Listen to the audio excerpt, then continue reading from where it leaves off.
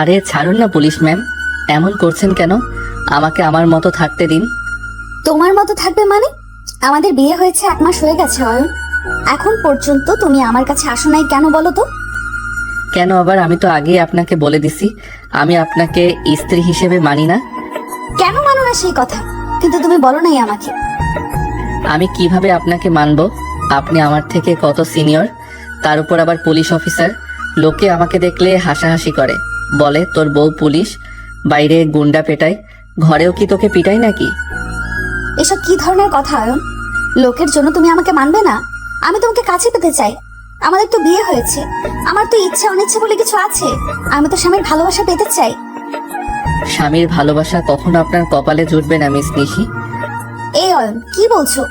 জোর করে বলো। এমন মিনমিন করে করবে না, এমন মিনমিন করবে না একদম বলছি। জোরে তো বলছি। এতদিন ধরে আমি আপনাকে মানতে পারবো না। এতদিন যেমন আলাদা ঘুমিয়েছি, আজও তাই। No never. এতদিন তোমার বাথরুমে সহ্য করেছি, আর না, আমার তোমাকে চাই আজ, এক্ষুনি। মগের মূল্যক নাকি? যাকে পছন্দ না তাকে ভালোবাসবো কিভাবে? কেন, আমি কি সুন্দরী না? নাকি আমাকে দেখে এই ফিলিংস আসে না? সব সৌন্দর্য ভালোর জন্য না, কিছু সৌন্দর্য মানুষকে ধ্বংস করে দেয়। নিশি রেগে লাল হয়ে অয়নের সামনে এসে দাঁড়ালো। চোখ দুটো জ্বলছে আগুনের মতো, কপালে শিরা ফুলে উঠেছে। পুলিশের ইউনিফর্ম না থাকলেও তার ব্যক্তিত্বে যেন সেই কঠোরতার ছাপ স্পষ্ট। একদম নাটক করবে না অয়ন। অনেক দিন ধরে তোমার এই নাটক দেখে আসছি। বউ হয়ে স্বামীর ভালোবাসা পাওয়া আমার অধিকার। আমি ভিক্ষা চাইতে আসি নাই তোমার কাছে। অয়ন ঠোঁট বাঁকিয়ে তাচ্ছিলের হাসি দিল। সে একইভাবে নিশির দিকে তাকিয়ে উত্তর দিল, আমি চাই না আপনাকে সেই অধিকার দিতে। জোর করে বিয়ে হয়েছে বলে সব জোর করে পাবেন এমন না। এই কথা শুনে নিশির ভেতরে দম আটকে গেল। কয়েক সেকেন্ড সে চুপ করে অয়নের দিকে তাকিয়ে রইল। তারপর হঠাৎ করেই যেন আগ্নেয়গিরির মতো বিস্ফোরিত হলো। তুমি কি ভাবো আমি শুধু থানায় কেস সামলাই? আমার নিজের জীবনের কেসও আমি সামলাতে জানি। এতদিন তোমার বয়সের কথা ভেবে, তোমার ইগোর কথা ভেবে চুপ ছিলাম, কিন্তু আজ শেষ। শোনো অয়ন, আমি তোমার উপর জোর করছি না। আমি আমার প্রাপ্য চাইছি। বিয়ে যদি তোমার কাছে খেলনা হয়, তাহলে ভুলে যেও না এই খেলাটা আমি একদিন ভেঙেও ফেলতে পারি। অয়ন এক মুহূর্তের জন্য থমকে গেল। নিশির চোখে যে কষ্টটা লুকিয়ে আছে সেটা সে আগেও কখনো এভাবে খেয়াল করে নাই। অয়ন ধীরে ধীরে তার হাত সরিয়ে দিয়ে বলল, ভয় দেখিয়ে ভালোবাসা পাওয়া যায় না নিশি। নিশির বুকের ভেতরটা কেঁপে উঠল। কণ্ঠ নরম হয়ে এলো, কিন্তু রাগের আগুন এখনো নিভে নাই। আমি ভয় দেখাচ্ছি না অয়ন। আমি শুধু চাই তুমি একবার আমার দিকে মানুষ হিসেবে তাকাও, পুলিশ অফিসার হিসেবে না। আমি তোমার তোমার স্ত্রী হিসেবে। ঘরটা নিঃশব্দ হয়ে গেল। বাইরের হালকা বাতাসে পর্দা তুলছে, অথচ ভেতরে দুজন মানুষের অহংকার আর কষ্টের ঝড় থামার কোনো লক্ষ্য নেই। অয়ন কিছুক্ষণ চুপ করে দাঁড়িয়ে থাকলো, মুখে একরকম কঠিন ভাব, কিন্তু ভেতরে অদ্ভুত এক অস্থিরতা। নিশির চোখে যে জেদ আর কষ্ট একসাথে জ্বলছে, সেটা তাকে অস্বস্তিতে ফেলছে। তবুও সে নিজের ইগো আঁকড়ে ধরে রাখলো। অয়ন ধীরে ঠান্ডা গলায় বলল, দুঃখিত, আপনাকে বউ ভাবতে পারবো না আমি। নিশির বুকের ভেতরটা ধক করে উঠল। এত সোজা, এত নির্দয় ভাবে কথাটা বলবে সে হয়তো ভাবেনি। নিশি একটু এগিয়ে এসে থেমে গেল। কেন অয়ন? একটা কারণ তো দাও। অয়ন চোখ সরিয়ে নিল, যেন তার দৃষ্টি এড়িয়ে পালাতে চাই। সে স্বাভাবিক কণ্ঠে বলল, ইচ্ছে নাই। দুইটা শব্দ, কিন্তু সেই দুইটা শব্দ যেন নিশির আত্মসম্মানে আঘাত করে বসলো। তার ঠোঁট কেঁপে উঠল। এতদিনে চেপে রাখা অপমান, কষ্ট, অভিমান সব একসাথে মাথায় উঠল। হঠাৎ করে নিশি অয়নের কলা ধরে তাকে নিজের দিকে টেনে আনলো। অয়ন কিছু বুঝে ওঠার আগে নিশি তার ঠোঁটে নিজের ঠোঁট চেপে ধরল। রাগ, জেদ আর অদম্য আকাঙ্ক্ষা মিশে থাকা এক চুম্বন। অয়ন প্রথমে হতবাক হয়ে গেল, তারপর জোরে নিশিকে সরিয়ে দিল। এসব কি? জোর করছেন কেন? নিশির চোখে তখন আগুন আর অশ্রু একসাথে ঝিলমিল করছে। সে রেগে আগুন হয়ে বলল, তুমি তো অধিকার দিচ্ছ না, তো আমি কি করব বলো? কতদিন অপেক্ষা করব? আমি কি পাথর নাকি? আমার ইচ্ছে করছে না আপনাকে আপন করতে। আপনি কি জোর করে সব করবেন নাকি? নিশি দাঁতে দাঁত চেপে এগিয়ে এলো, তার কণ্ঠে কঠোরতা, কিন্তু ভেতরে ভাঙ্গা একটা আর্তনাদ। দরকার হলে তাই। অয়ন স্তব্ধ হয়ে তাকিয়ে রইল। এই মেয়েটাকে সে শুধু কঠিন পুলিশ অফিসার হিসেবে দেখেছে, কিন্তু আজ তার সামনে দাঁড়িয়ে আছে এক আহত স্ত্রী, যে ভালোবাসা চাই, স্বীকৃতি চাই, নিজের মানুষটার কাছে নিজের জায়গা চাই। ঘরে বাতাস ভারী হয়ে উঠল। দুজনে নিঃশ্বাসের শব্দ যেন শোনা যাচ্ছে স্পষ্টভাবে। এক পাশে জেদি স্বামী, অন্য পাশে আগুন বউ যে হার মানতে জানে না, নিশি এবার ধীরে বলল। থানায় আমি কেস জিতি প্রমাণ দিয়ে, কিন্তু ঘরে আমি শুধু তোমার একটা স্বীকৃতি চাই। এতটাই কঠিন নাকি? অয়ন কিছু বলল না, চুপ করে দাঁড়িয়ে রইল। তার চোখে দ্বিধা, রাগ আর কোথাও যেন লুকানো একটা অচেনা টান। ঘরের ভেতরটা যেন বারুদের গন্ধে ভরে গেছে।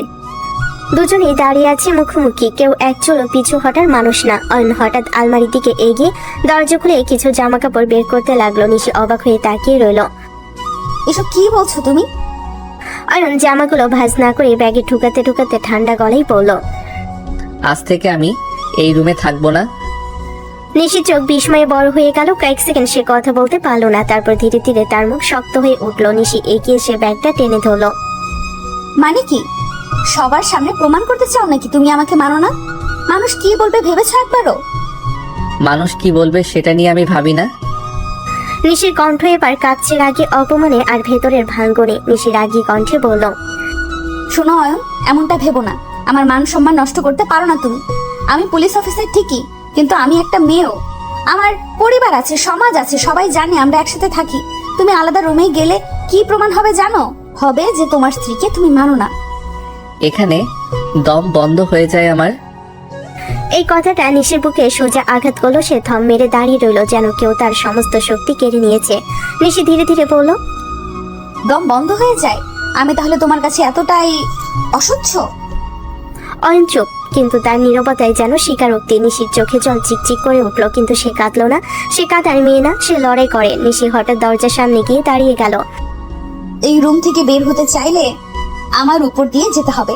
আমি থাকতে তোমার এই নাটক চলবে না। নাটক করছেন আপনি, আমি শুধু একটু শান্তি চাই। শান্তি? আমি কি অশান্তি? আমি কি তোমার শত্রু? তুমি কি একবার ভেবে দেখেছো আমার কেমন লাগে? প্রতিদিন একই ছাদের নিচে থেকেও স্বামীর কাছ থেকে দূরে থাকা কতটা অপমানের জানো? আর এবার একটু থমকে গেল, কিন্তু নিজের জেদ ছাড়লো না। সে জেদ নিয়েই বলল। আমি জোর করে কিছু করতে পারবো না। আমি তো তোমাকে জোর করছি না ভালোবাসতে। আমি শুধু চাই তুমি আমাকে অস্বীকার করে আমার সম্মানটা মাটিতে মিশিয়ে দিও না। ঘরে বাতাস ভারী হয়ে উঠল। দুজনে মাঝখানে শুধু দূরত্ব না, অহংকার, ভুল বোঝাবুঝি আর অজানা ভয়ও দাঁড়িয়ে আছে। নিশি এবার খুব নিচু গলায় বলল। বাইরে আমি অপরাধীদের সামনে মাথা নত করি না, কিন্তু ঘরে এসে তোমার কাছে প্রতিদিন ভাঙি। আর কত ভাঙবো অয়ন? অয়ন দরজার দিকে তাকিয়ে রইল। এক পা এগোলো, আবার থেমে গেল। দরজার সামনে দাঁড়িয়ে নিশি, চোখে আগুন, বুকের ভেতর ঝড়। অয়ন এক পা এগিয়ে আবার থেমে গেল। দুজনের মাঝখানে অদৃশ্য একটা দেওয়াল, যেটা কেউ ভাঙতে পারছে না। অয়ন হঠাৎ বিরক্ত গলায় বলে উঠল। ঠিক আছে, যাব না, আমি এই রুমেই থাকবো, কিন্তু আমাকে ডিস্টার্ব করবেন না প্লিজ। ডিস্টার্ব? আমি তোমার স্ত্রী, আমি ডিস্টার্ব? এতটা অপছন্দ যদি করো আমাকে, তাহলে বিয়ে করলে কেন? অয়ন মুখ ঘুরিয়ে জানালার দিকে তাকালো। চুয়াল শক্ত, অনেকদিনে জমে থাকা রাগ যেন বেরিয়ে আসার পথ খুঁজছে। আমি চাইনি বিয়ে করতে, বাবা জোর করে দিয়েছে।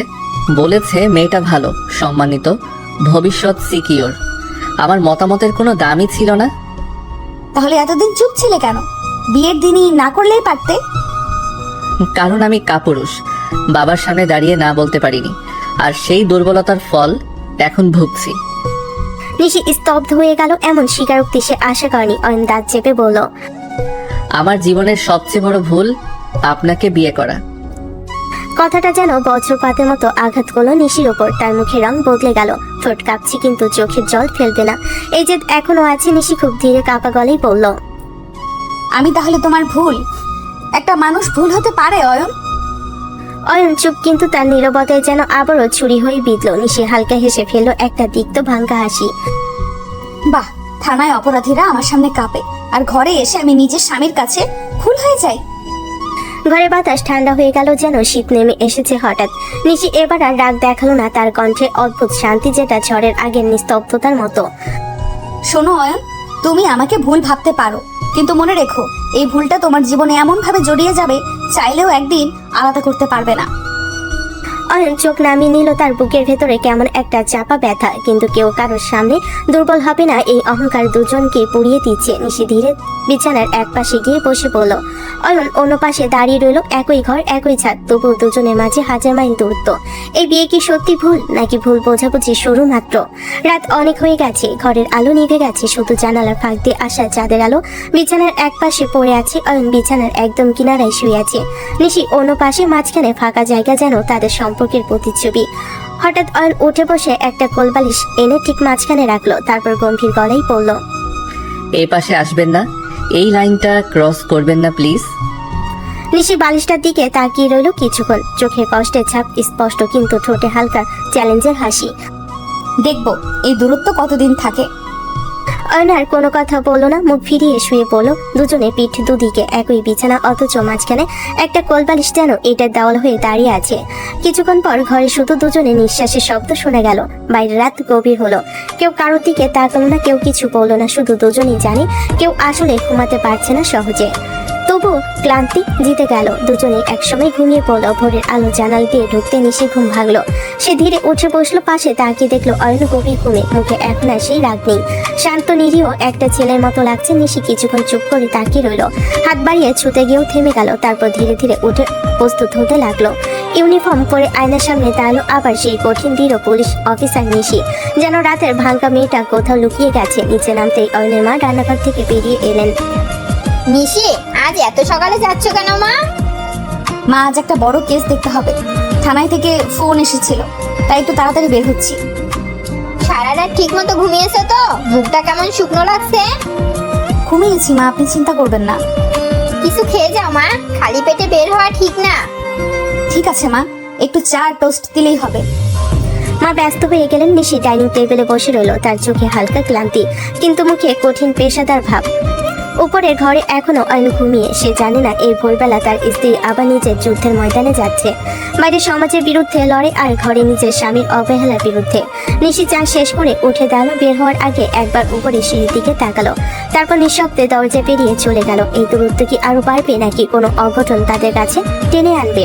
সকালবেলা রোদ তখন পুরোপুরি ওঠেনি। থানার সামনে পুলিশ ভ্যান, কয়েকজন কনস্টেবল টহল শেষে ফিরছে। পরিবেশে এক ধরনের ব্যস্ততা, দায়িত্ব আর চাপা উত্তেজনা। নিশির গাড়ি থানার সামনে এসে থামতে গার্ড সোজা হয়ে দাঁড়িয়ে গেল। সালাম ম্যাডাম। নিশি দৃঢ় পায়ে গাড়ি থেকে নামলো। ইউনিফর্মে সে যেন সম্পূর্ণ অন্য মানুষ, চোখে কঠোরতা, ভঙ্গিতে আত্মবিশ্বাস, কণ্ঠে কৃতিত্ব। এক এক করে সবাই সালাম দিতে লাগলো, সবাই একসাথে। Salute madam. Morning, report ready আছে? একজন সাব ইন্সপেক্টর তাড়াহুড়ো করে এগিয়ে এলো, হাতে ফাইল। সে বলল, ম্যাডাম, আজ ভোরে একটা বড় কেস এসেছে। শহরের বাইপাস রোডে একটা অপহরণের অভিযোগ। ডিটেলস বলুন। সবাই মিটিং রুমে ঢুকলো। বড় টেবিলের চারপাশে অফিসাররা বসে পড়ল। নিশি টেবিলে মাথায় দাঁড়িয়ে রইল, সাব ইন্সপেক্টরের ফাইল খুলে বলতে শুরু করলো। ম্যাডাম, ভোর 4টার দিকে এক ব্যবসায়ী ছেলে বাসা থেকে বের হয়, এরপর থেকেই নিখোঁজ। পরিবার বলেছে অজ্ঞাত নাম্বার থেকে ফোন এসেছে, মোটা অঙ্কের মুক্তিপণ দাবি করেছে।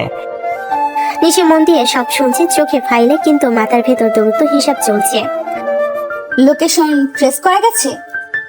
ম্যাডাম, নাম্বারটা ট্র্যাক করার জন্য চেষ্টা চলছে, তবে কলটা ছিল খুব শর্ট, লোকেশন ফিক্স করা কঠিন হচ্ছে।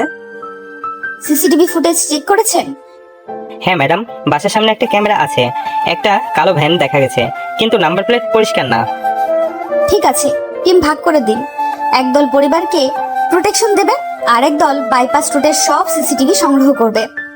অপহরণকারীরা ভুল করবেই, আমাদের সেই ভুলটাই ধরতে হবে। একটা জীবন ঝুঁকিতে আছে, কোনো গাফিলতি চাই না। আমি নিজে এই কেস লিড করব। জি ম্যাডাম। এই মুহূর্তে সে শুধু একজন স্ত্রী না, সে একজন দায়িত্বশীল অফিসার, যে নিজের ব্যক্তিগত কষ্ট বুকের ভেতর লুকিয়ে রেখে অন্যের জীবনের জন্য লড়তে জানে। মিটিং রুমের ভেতরে চাপা উত্তেজনা, টেবিলের উপর ছড়িয়ে থাকা ম্যাপ, প্রিন্ট করা সিসিটিভি ছবি, মোবাইল কল লিস্ট, সবকিছু যেন একসাথে চিৎকার বলছে, সময় কম। নিচে দাঁড়িয়ে আছে টেবিলের সামনে, তার চোখে এখন আর কোনো ব্যক্তিগত কষ্টের ছাপ নেই। সে সম্পূর্ণ অফিসার, কঠিন, মনোযোগী, দৃঢ়। আমরা ধরে নিচ্ছি অপহরণকারীরা খুব বেশি দূরে যায়নি। ভোরের সময় ট্রাফিক কম ছিল। কালো ভ্যানটা বাইপাস থেকে ইন্ডাস্ট্রিয়াল এরিয়ার দিকে ঢুকেছে। এই রুটটাই সবচেয়ে সম্ভাব্য। একজন অফিসার ম্যাপের উপর আঙ্গুল রাখলো, তারপর স্বাভাবিক কণ্ঠে বলল, ম্যাডাম, এখানে কয়েকটা পরিত্যক্ত গোদাম আছে, আগেও ছোটখাটো অপরাধীরা এই জায়গায় ব্যবহার করেছে। ঠিক আছে, টিম আলফা ওই গুদামগুলো ঘিরে ফেলবে, কিন্তু কোনো তাড়াহুড়ো করবেন না, ছেলেটার জীবন আগে। ম্যাডাম, অপহরণকারীরা যদি বুঝে যায় পুলিশ নড়ে চড়ে বসেছে, তারা ক্ষতি করে দিতে পারে। তাই আমরা সরাসরি অ্যাকশন নেব না, আগে লোকেশন কনফার্ম করি। Tech team call tracing focus করবে, আর পরিবারকে বলবেন শান্ত থাকতে, মিডিয়াতে কিছু যেন না যায়। মনে রাখবেন, আমরা শুধু একটা কেস না, একটা পরিবারের আশা বাঁচাতে কাজ করছি। দুপুরের দিকে খবর এলো কলটা ইন্ডাস্ট্রিয়াল জোনের কাছাকাছি একটা টাওয়ার থেকে করা হয়েছিল। নিশি দ্রুত গাড়িতে উঠে পড়ল। সবাই প্রস্তুত? আমরা লোকেশন চেক করতে যাচ্ছি।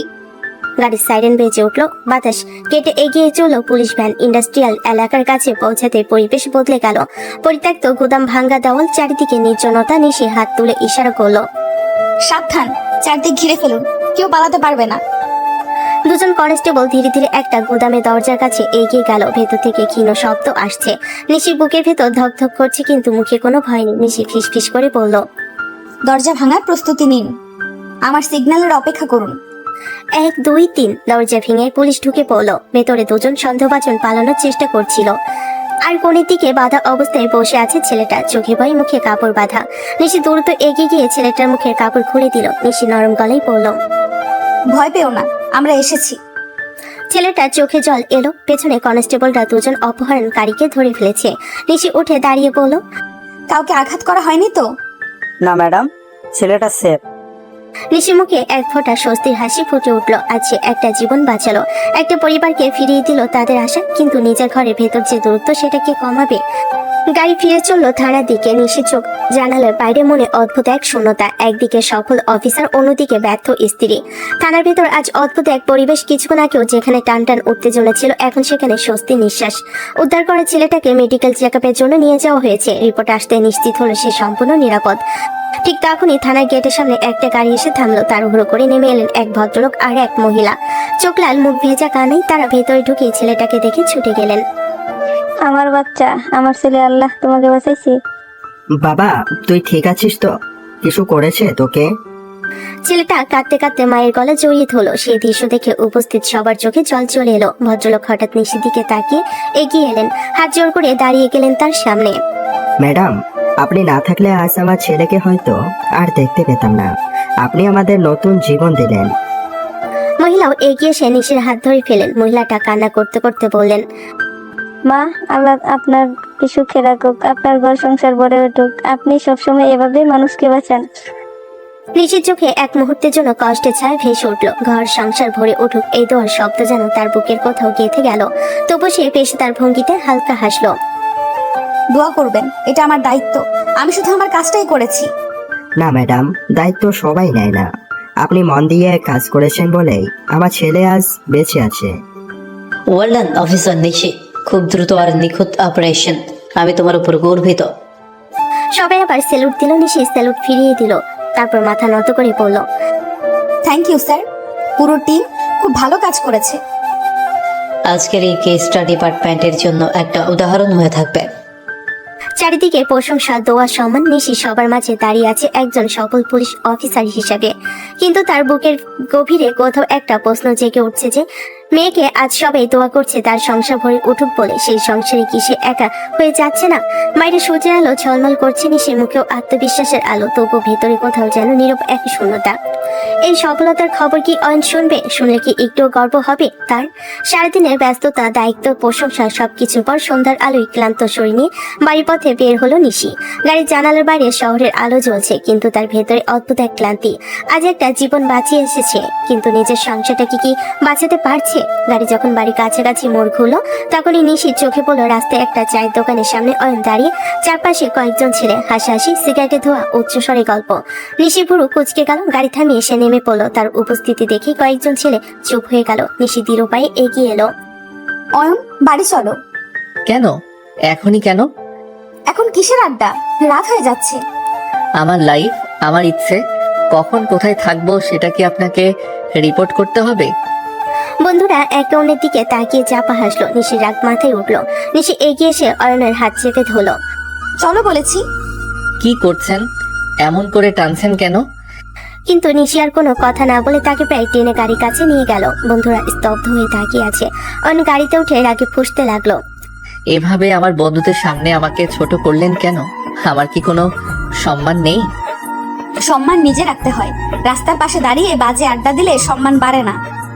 তারা বাজে না, তারা আমার বন্ধু। এই ছেলেগুলো একদম ভালো না, আমি চিনি এদের টাইপ। থানায় কতবার এদের মতো ছেলেদের কেস সামলেছি জানো? আর বাজে লোকের সাথে বন্ধুত্ব করতে হবে না। আপনি কি এখন আমার জীবনও কন্ট্রোল করবেন?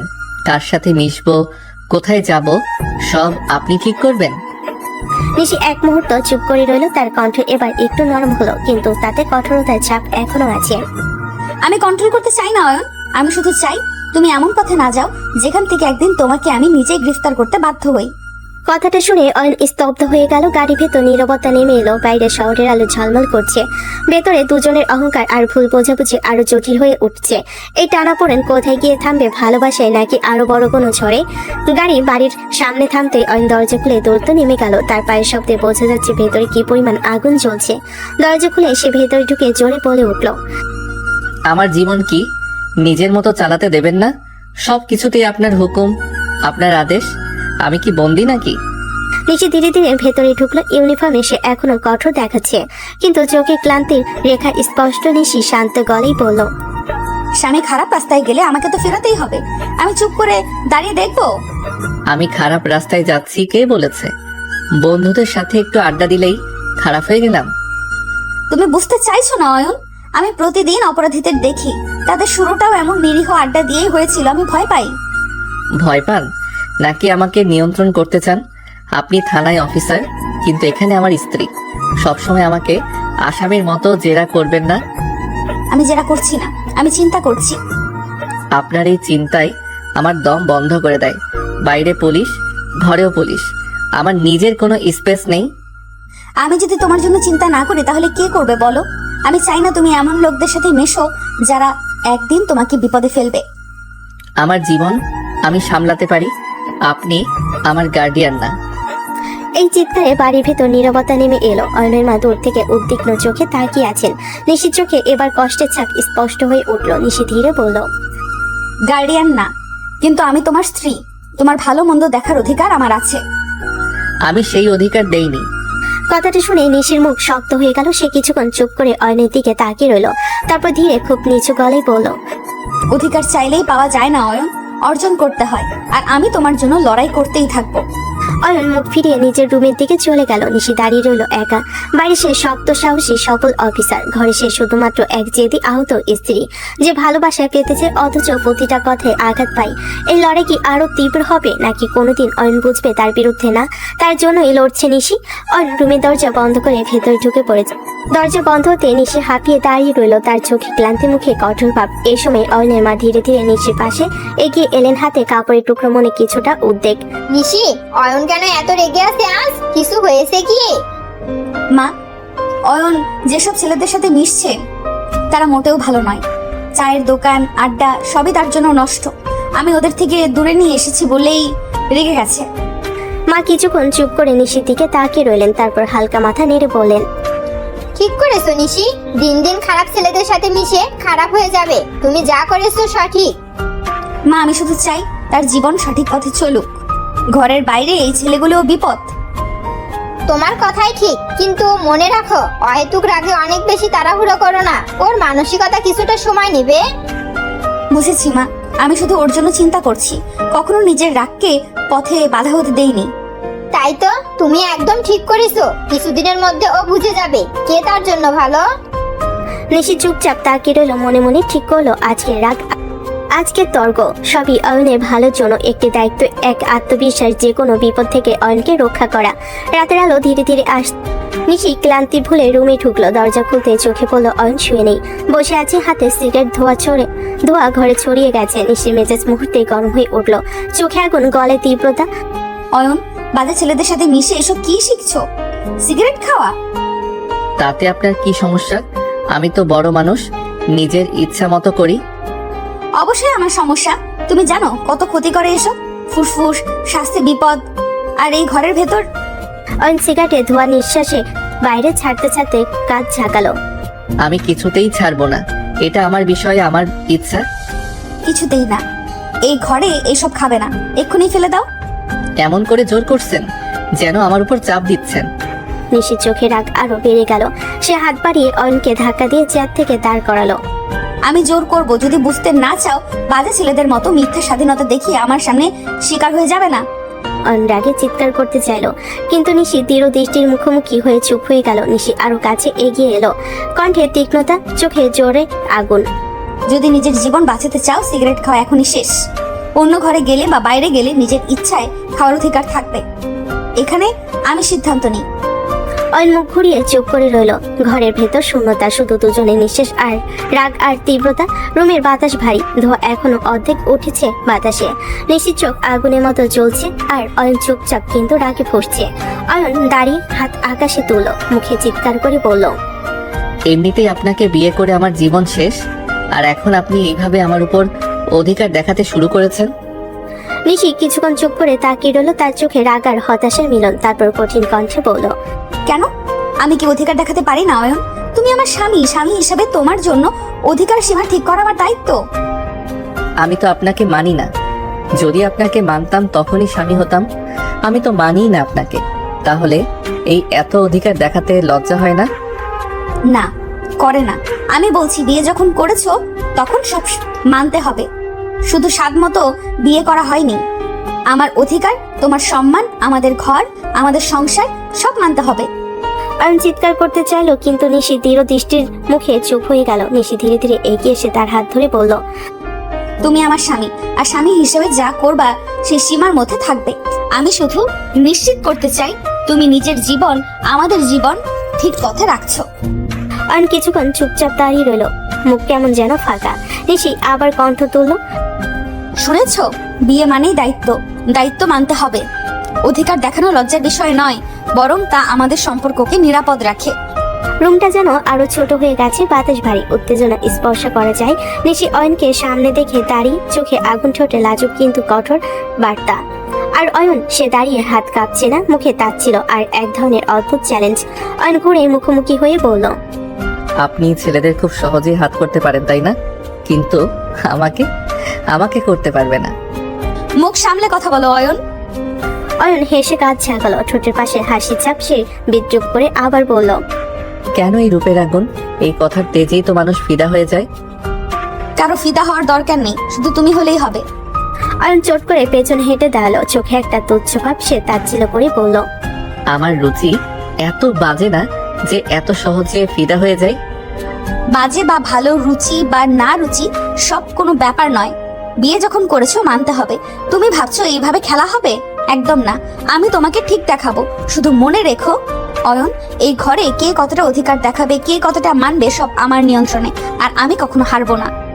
রুমটা নিঃশব্দ, ঘরে বাতাসে কিছুটা উত্তেজনা, কিছুটা অবসন্নতা। নিশি অয়নকে সামনে দেখে দাঁড়িয়ে, চোখে ছোট্ট হাসি, ঠোঁটে এক অদ্ভুত আত্মবিশ্বাস। আর অয়ন, সে দাঁড়িয়ে আছে, চোখে কৌতূহল, মুখে তাচ্ছিল আর রাগের মিশ্রণ। অয়ন মুখ কুঁচকে বলল, জোর করে কিছু পাবে না। জোর নয়, অধিকারে পাবো, মিলিয়ে নিও। অয়ন চোখ বড় করে তাকিয়ে রইল। নিশির কণ্ঠে কি যেন অদ্ভুত তেজ। নিশি ঘুরে গিয়ে ফ্রেশ হতে গেল। কয়েক মিনিট পর সে নতুন শাড়ি পরে ঘরে ফিরে এলো। গোসলের পর তার চুল ও চেহারা যেন আরো ঝলমল করছে। অয়ন চুপচাপ তাকিয়ে রইল। নিশির সৌন্দর্য চোখে লেগে আছে। নেশা লাগে, কিন্তু লজ্জে সে চোখ ফিরিয়ে নিল। নিশি ধীরে এগিয়ে এসে অয়নের সামনে দাঁড়িয়ে বলল, এইভাবে লুকিয়ে না দেখে সরাসরি দেখো। আমি কি বারণ করেছি? দেখছি না আমি? দেখছো না? ঠিক আছে, তবে মনে হয় তুমি টেরা। রাতের আলো ধীরে ধীরে রুমে ঢুকছে। নিশি সোফায় বসে, চোখে হালকা হাসি, মুখে এক অদ্ভুত চঞ্চল ভাব। আর অয়ন, সে রাগ, অহংকার আর কৌতূহলের মধ্যে তুলছে, কিন্তু কোনো শব্দ বের করতে পারছে না। অয়ন ঠোঁট চেপে বলল, আমি টেরা হতে যাব কেন? তাহলে তুমি আমার দিকে তাকিয়ে বলছো? তাকাচ্ছ না, আর টেরা অন্যদিকে তাকিয়ে আছো। মনে হচ্ছে এই দিকে তাকিয়ে আছো। অয়ন কিছু বলতে পারলো না। নিশি ধীরে অয়নের দিকে এগিয়ে এলো, চোখে চঞ্চলতা, ঠোঁটে এক রহস্যময়ী হাসি। নিজেকে কন্ট্রোল না করে কাছে আসো, আদর করো আমাকে। ইচ্ছে নাই। দেখবো কতদিন ইচ্ছে না থাকে। নিশি এক মুহূর্ত অয়নের গায়ে হাত বুলালো। তার নিঃশ্বাসে কোমলতা চোখে জেদ অয়ন আবার চোখ নামিয়ে চুপ হয়ে রইল। মনে মনে চিন্তা করছে কেন এই ছোট্ট স্পর্শে, এই হাসিতে সে এতটা না ইচ্ছে থাকা সত্ত্বেও ডুবে যাচ্ছে। নিশি ধীরে ধীরে পিছনে হেঁটে আবার অয়নের দিকে তাকালো। মনে মনে ঠিক করলো, যতই সে বিরক্তি দেখাক, যতই রাগ করুক, আমি জানি একটু একটু করে সে বুঝবে। জোর করে সব আটকানো যায় না। রাত গভীর, বাইরে চাঁদের আলো রুমের জানালার কাছে হালকা প্রতিফলন করছে। সারাদিনে ক্লান্তি মুছে গেছে নিশি চোখে। সে গভীর ঘুমে শুয়ে আছে, শাড়ি ভিজে কিংবা অগোছালো নয়, শুধু সোজা হয়ে শুয়ে আছে। আর হালকা ঢেউ খেলানো চুল তার কপালে পড়ে। অয়ন বেলকনিতে বসে বন্ধুদের সাথে হালকা আড্ডা দিচ্ছে, কিন্তু চোখ তার বারবার ঘরের দিকে ফিরে আসে। তার মনে এক অদ্ভুত উত্তেজনা, এক ধরনের অনিচ্ছে যা সে নিজেও বুঝতে পারছে না। একসময় অয়ন ধীরে ঘরের দরজা খুলে ভিতরে ঢুকলো। নিশি ঘুমিয়ে আছে, নিঃশ্বাস ধীর, মুখে এক শান্তি। অয়ন চোখে শান্তি আর মৃদু কৌতূহল নিয়ে তার দিকে এগিয়ে এলো। যদি আপনি এমন না হতেন আমি আপনাকে মাথায় তুলে রাখতাম, কিন্তু আপনি একদম অন্যরকম। আমি চাইনি এমন কেউ আমার জীবনে আসুক। অয়ন ধীরে নিশির চুল সামলে মুখের ওপর থেকে সরিয়ে দিল। নিশি হালকা কেঁপে উঠল, নিঃশ্বাস কিছুটা অস্থির কিন্তু ঘুমে। অয়ন, ঘুমের মধ্যে এতই কোমল, এতটা ভিন্ন, আর আমি নিজেকে থামাতে পারছি না। নিশি ঘুমের মধ্যে অয়নকে সামান্য টেনে নিল, যেন তার পাশে থাকতে চায়। অয়ন চুপ করে রইল। সে বুঝতে পারছে নিশির এই ছোট্ট আচরণ তার জন্য বড় বার্তা। অয়ন ধীরে নিশির দিকে এগিয়ে এসে তার হাত ধরল। নিশি চোখ বন্ধ রেখে তার নিঃশ্বাসের ছন্দ মেনে চলে। অয়ন শান্ত হয়ে বসে রইল। অয়ন আস্তে করে নিশির ঠোঁটে চুমু দিল, তারপর কোনো কিছু না করে পাশ ফিরে শুয়ে পড়ল। রাত গভীর, ঘরের আলো নরম। নিশি ক্লান্ত, সারাদিনে কাজের পর শুয়ে পড়েছে, কিন্তু হঠাৎ তার ফোন বাজলো। স্ক্রিনে লেখা অল। চোখ খুলে সে ফোন ধরলো। হ্যাঁ ঠিক আছে, আমি এক্ষুনি চলে আসছি। এই মুহূর্তে ঘুম ভেঙে অয়ন বসে গেল। চোখ বড়, চুল উচকানো, মুখে তুচ্ছ রাগ আর উদ্বেগের ছাপ। কই যাবেন এত রাতে? কোথাও ঝামেলা হয়েছে, আমাকে এক্ষুনি যেতে হবে। এত রাতে একা? হ্যাঁ, একা হলেও যেতে হবে। এতে কি সমস্যা? আমার আবার কি সমস্যা? আমি না থাকলেই তো তোমার ভালো।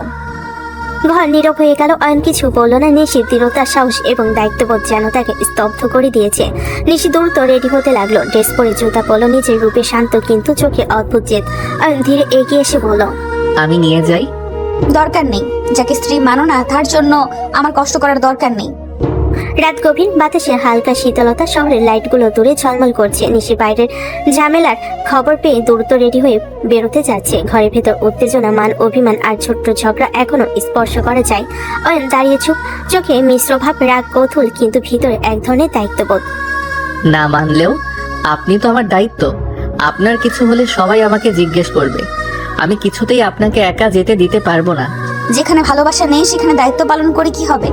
আমি কাজের জন্য যাচ্ছি, আর যে দায়িত্ব নেওয়া উচিত তার নিজের মতোই পালন করব। এই বলে নিশে দ্রুত ঘর থেকে বেরিয়ে যায়। রাস্তায় হালকা বাতাস, বাইকের শব্দ দূরে শুনতে পাওয়া যায়। অয়ন চুপচাপ কিছুক্ষণ দাঁড়িয়ে রইল, মনে মনে বলল, এত জেদ কেন? এত শক্ত, এত দৃঢ়। আমি কি কখনো এত সাহসী হইতে পারবো? সে কিছুক্ষণের মধ্যে বাইকের শব্দ শুনলো। বাইরে বেরিয়ে তাকালো, কিন্তু নিশিকে কোনো চিহ্ন দেখা যায় না। অয়ন হালকা নিঃশ্বাস নিল, নিজের মনে ভাবলো, এত রাতেও একা যেতে পারবে না সে। আমি পিছন পিছন যাব। অয়ন বাইক নিয়ে রাস্তায় নামলো। নিশি বুঝতে পারছে না যে তার পিছনে কেউ আছে, কিন্তু অয়ন নিজের ভিতরে জানে নিশিকে একদম একা যেতে দিতে পারবে না। রাতের অন্ধকারে শহরের আলো দুজনকে আলাদা হলো একই উদ্দেশ্যে নিয়ে যাচ্ছে। একজন দায়িত্ববোধে, একজন জেদ আর সাহসী পূর্ণ। রাত গভীর, থানার আলো হালকা ঝলমল করছে। নিশি থানা দরজা খুলে ঢুকতেই সবাই তাকে সালাম দিল। কেউ মৃদু হেসে বলল, ম্যাম এত রাতেও কেসের জন্য ফোন আসলো? ঠিক আছে, কি পরিস্থিতি? নতুন কেস নিয়ে অফিসার শুরু করলো বিস্তারিত বর্ণনা। একটি ছেলেকে অজানা কারোর অপহরণ করেছে। পরিবার দুশ্চিন্তায়, তারা ঠিক কোথায় আছে, কোন এলাকায় সন্দেহ, তবে সব তথ্য দিতে লাগলো। নিশি মন দিয়ে শুনেছে, চোখে জিজ্ঞাসা আর মুখে পরিকল্পনা। আমরা ধীরে ধীরে ব্যবস্থা নেব, কেউ ভয় পাবে না, আমি আছি। সারা থানা কক্ষে অদ্ভুত চাপ, উত্তেজনা, দায়িত্ববোধ সব মিলেমিশে ফুটে উঠেছে। পুলিশ সদস্যরা সক্রিয়, কিন্তু নিশার উপস্থিতি যেন তাদের শক্তি আরো বৃদ্ধি করছে। এর মধ্যে বাইরের অন্ধকারে গাছের ছায়ার নিচে দাঁড়িয়ে আছে অয়ন। তার চোখ শুধু নিশির দিকে। সে জানে নিশি যতই সাহসী, অতই না দৃঢ়, কিন্তু রাতের এত অন্ধকারে একা ছেড়ে দেওয়া তার পক্ষে অসম্ভব। থানার কেসরুমে উত্তেজনা, ল্যাম্পের আলো ঝলমল করছে, কাগজপত্র ছড়িয়ে আছে। নিশি ফাইল ধরে দাঁড়িয়ে, চোখে সতর্কতা, কণ্ঠে দৃঢ়তা। যাকে অপহরণ করা হয়েছে তার বাবা মায়ের নাম্বার সবার ট্র্যাক করো। অপহরণকারীরা টাকার জন্য ফোন দিবে, ওই সময় নাম্বারগুলো ধরতে হবে। কেউ কোনো ভুল করলে চলবে না।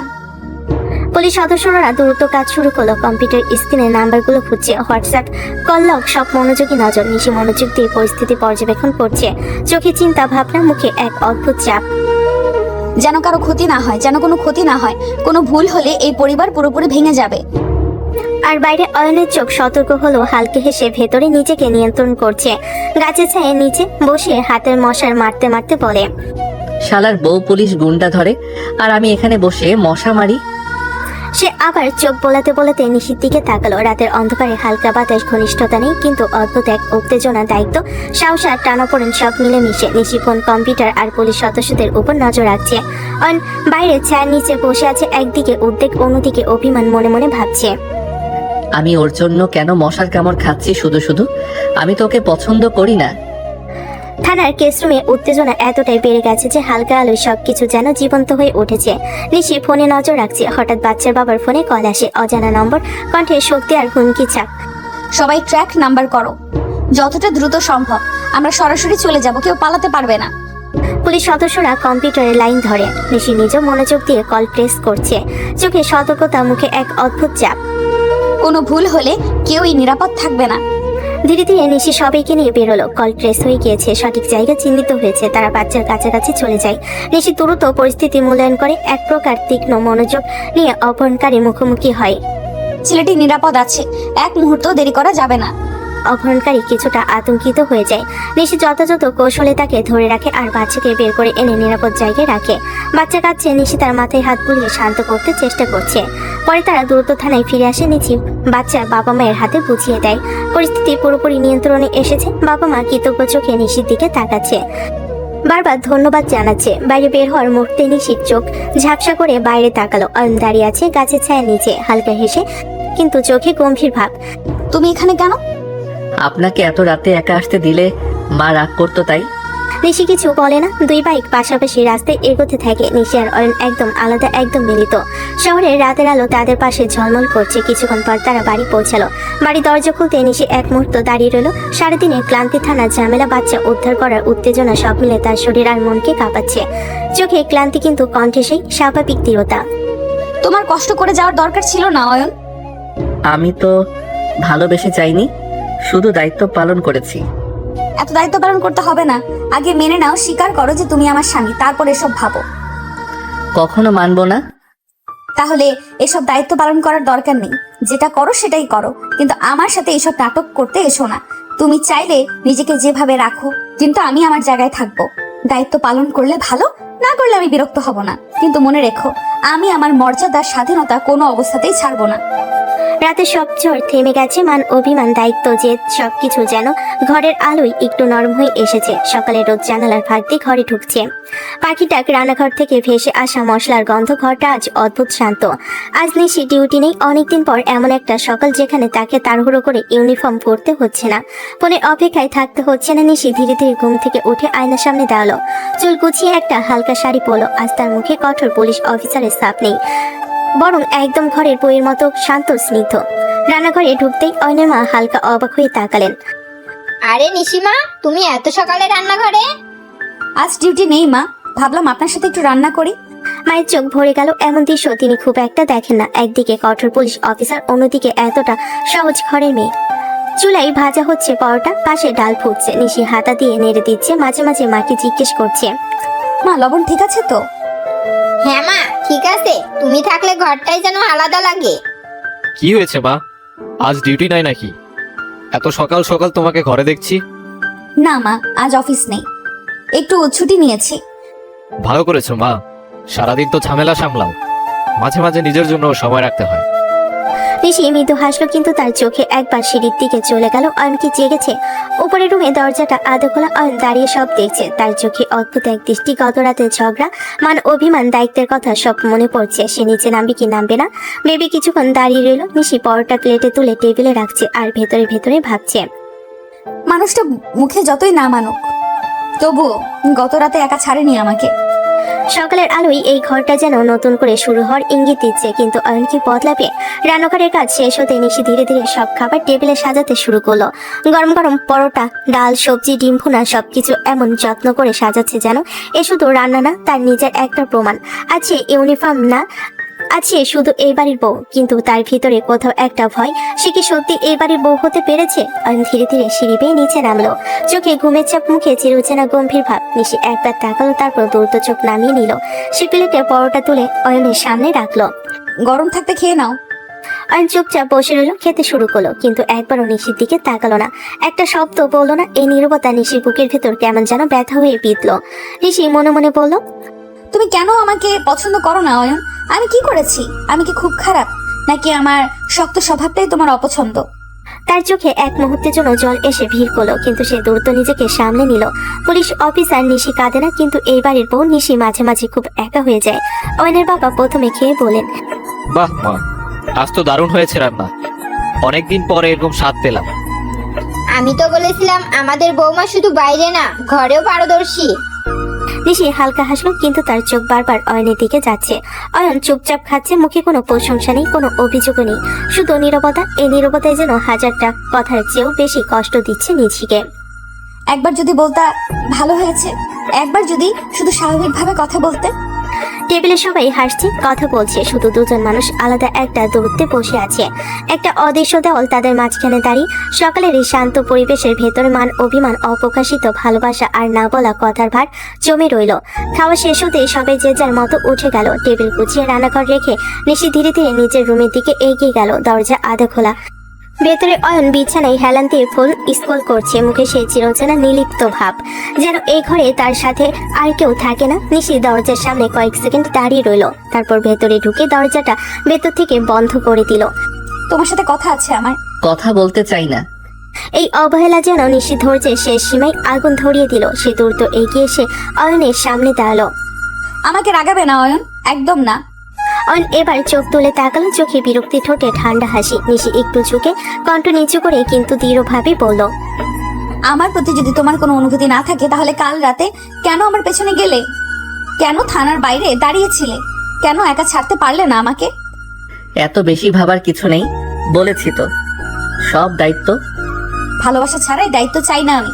দায়িত্ব দেখিয়ে আমাকে ছোট করো না। ভালোবাসো না সেটা বলো, কিন্তু এমন অভিনয় করো না। অয়ন উঠে দাঁড়ালো। দুজন এখন একদম মুখোমুখি। অয়ন চোখে কষ্ট লুকিয়ে কিন্তু কণ্ঠ শক্ত করে বলল, মুখোশধারী মানুষকে ভালোবাসতে চাই না আমি। কি আজে বাজে বলছো তুমি? আমি মুখোশধারী? হ্যাঁ, বাইরে আপনি একরকম, ঘরে এসে অন্য মানুষ। কখনো রাগ, কখনো জেদ, কখনো আদেশ। আমি বুঝি না কোনটা আসল আপনি। আমি দুটো আলাদা মানুষ না অয়ন। আমি শুধু আমার দায়িত্ব পালন করি, বাইরে দেশের জন্য আর ঘরে তোমার জন্য। যদি আমি এতই খারাপ, তাহলে সরাসরি বলো, কিন্তু আমাকে মুখোশধারী বলার অধিকার তোমার নেই। ঘরের ভিতর নীরবতা নেমে এলো। দুজনের শ্বাসের শব্দ পর্যন্ত শোনা যাচ্ছে। ঘরের ভিতর বাতাস যেন থমকে আছে। দুজন মানুষ মুখোমুখি দাঁড়িয়ে, কিন্তু মাঝখানে জমে আছে অভিমান, ভুল বোঝাবুঝি আর না বলা অসংখ্য কথা। নিশি ধীরে ধীরে নিজেকে সামলে নিল। তার চোখের আগুনটা এবার ঠান্ডা হয়ে বরফের মতো শক্ত হয়ে গেল। কণ্ঠে আর চিৎকার নেই, শুধু এক ধরনের সিদ্ধান্তের দৃঢ়তা। ঠিক আছে, তুমি থাকো তোমার মতো, আমি আর কিছু বলবো না। অয়ন ভুরু কুচকে তাকিয়ে রইল। নিশি কিছুক্ষণ চুপ থেকে আবার বলল, কিন্তু একটা কথা মনে রেখো অয়ন, তুমি হয়তো আমার সম্পর্কে কোনো ভুল ধারণা পুষে রাখছো। হয়তো মনে করো আমি মুখোশ পরা মানুষ, হয়তো ভাবো আমি শুধু জোর করে সম্পর্ক টিকিয়ে রাখতে চাই। একদিন হয়তো তোমার সেই ভুল ভাঙবে, একদিন হয়তো বুঝবে আমি অভিনয় করি না, আমি যেমন বাইরে তেমনই ভেতরেও। কিন্তু সেদিন আমাকে পাবে না তুমি। কথাগুলো খুব জোরে বলা হয়নি, তবুও শব্দ লো যেন দেওয়ালে ধাক্কা খেয়ে ঘরের ভেতর প্রতিধ্বনিত তুলল। অয়ন ঠোঁট শক্ত করে হাসলো। পেতেও চাই না আপনাকে। এক মুহূর্তে সবকিছু নিস্তব্ধ। নিশির বুকের ভেতরটা কেঁপে উঠল, কিন্তু সে মুখে কিছুই ফুটতে দিল না। ভালো, আমি আর নিজেকে জোর করে কারো জীবনে বসাতে চাই না। সে ধীরে ধীরে আলমারির দিকে এগিয়ে গেল। কোনো শব্দ নেই, কোনো কানে নেই, শুধু এক ধরনের অদ্ভুত নীরবতা। অয়ন দাঁড়িয়ে রইল, মুখে শক্ত ভাব, কিন্তু ভেতরে কোথাও একটা অস্বস্তি ধীরে ধীরে জায়গা করে নিচ্ছে। এই প্রথম নিশি জোর করলো না, এই প্রথম সে পিছিয়ে গেল। আর অয়ন বুঝতে পারলো না এই দূরত্বটাই কি তার চাওয়া ছিল, নাকি সে অজান্তেই এমন কিছু হারাতে বসেছে যার মূল্য এখনো বোঝেনি। ঘরের জানালা দিয়ে হালকা বাতাস ঢুকছে, কিন্তু দুজনের মাঝখানে দেওয়ালটা যেন আরো উঁচু হয়ে গেল। রুমের ভেতরটা তখন ভারী নীরবতায় ঢেকে আছে। জানালার ফাঁক দিয়ে দুপুরের আলো ঢুকে নিশির মুখে পড়ছে, কিন্তু সেই আলোতেও তার চোখের ভেতরের ঝড় লুকানো যাচ্ছে না। আলমারি দরজা খুলে সে একের পর এক ড্রেস বের করতে লাগলো, বিছানার উপর ছুড়ে দিল। তারপর ধীরে ধীরে ব্যাগ খুলে গোছাতে শুরু করলো। তার হাত কাঁপছে, কিন্তু মুখ শক্ত। অয়ন বিছানায় হেলান দিয়ে বসেছিল, ফোন হাতে, কিন্তু চোখ ছিল নিশির দিকেই। অয়ন ভুরু কুচকে বলল, ব্যাগ গুছাচ্ছেন কেন? নিশি থামলো না, কাপড় ভাঁজ করতে থাকলো। শান্ত কিন্তু কাপা গলায় বলল, বাবার বাড়ি যাব। হঠাৎ? জীবনে যা পরিবর্তন ঘটে তা তো হঠাৎই ঘটে অয়ন। আগাম নোটিশ দিয়ে আসে না কিছুই। আপনি কি সবাইকে বোঝাতে চান আমি আপনার সাথে খারাপ ব্যবহার করি? ভয় নেই, আমার বাড়িতে কিছু বলবো না। তোমার সম্মান আমার কাছে এখনো আছে।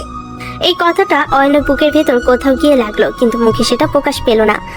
নিশি ব্যাগ তুলে নিল, দরজার দিকে হাঁটতে হাঁটতে একবারও পেছনে তাকালো না।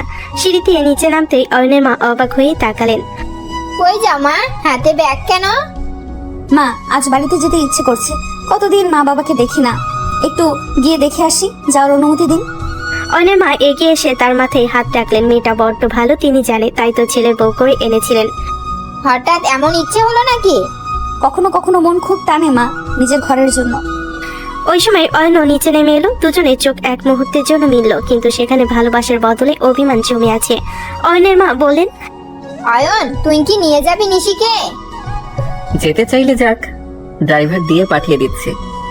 দরকার নেই, আমি নিজেই যেতে পারবো। তারপর আর এক মুহূর্ত দাঁড়ালো না, দরজা পেরিয়ে বাইরে বেরিয়ে গেল। অয়ন স্থির হয়ে দাঁড়িয়ে রইল, বুকের ভেতর কেমন শূন্যতা, কিন্তু মুখে কঠিন দেওয়াল। মনে মনে বলল, আপনি চলে গেলে আমি কি সত্যি শান্তি পাবো নিশি, নাকি এই বাড়িটা আরো বেশি ফাঁকা হয়ে যাবে? কিন্তু মুখে উচ্চারণ করলো না কিছুই। আর বাইরে নিশি গাড়িতে বসে জানালার বাইরে তাকিয়ে শুধু একটা কথাই ভাবছে। একদিন হয়তো অয়ন বুঝবে, কিন্তু সেদিন আমি আর ফিরে তাকাবো না। ঘরের ভিতর জমি রইল না বলা হাজারটা কথা, আর দুইটা জেদি হৃদয়, যারা ভালোবাসে কিন্তু স্বীকার করতে জানে না। বাড়ির ভেতরটা ফাঁকা লাগছিল। নিশি চলে যাওয়ার পর যেন দেওয়ালগুলোর রঙও মলিন হয়ে গেছে।